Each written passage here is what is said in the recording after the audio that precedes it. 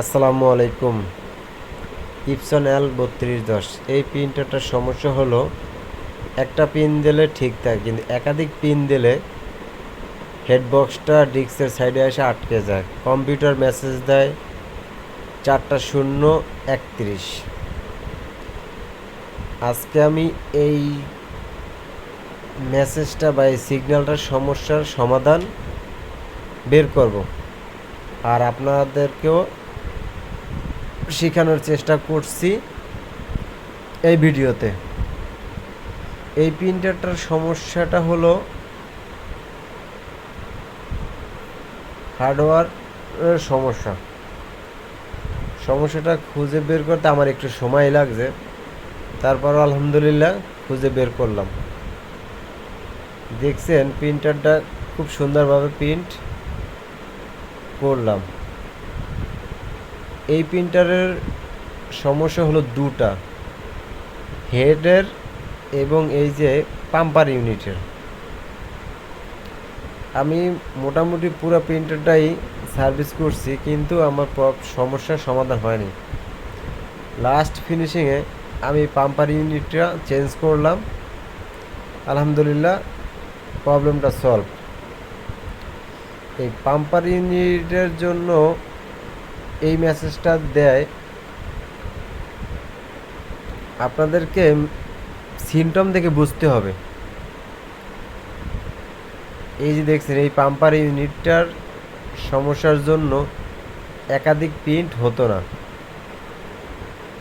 একটা পিন দিলে ঠিক থাকে, সিঙ্গেল পিন দিলে প্রিন্টারটা ঠিক থাকে, কিন্তু একের অধিক পিন দিলে হেডবক্সটা ডিস্কের ওই সাইডে যেয়ে আটকাই থাকে।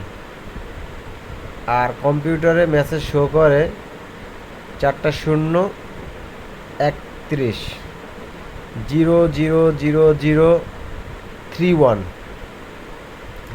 আপনারা সিমটম দেখলেই যাতে বুঝতে পারেন যে এটার পাম্পার ইউনিটের সমস্যা, চাইলে আপনারা নোট করে রাখতে পারেন। একের অধিক প্রিন্ট দিতে গেলে যদি আটকিয়ে যায় আর সিগন্যাল আসে যদি 31, আপনারা 100% ধরে নেবেন এটা আপনার পাম্পার ইউনিটের সমস্যা।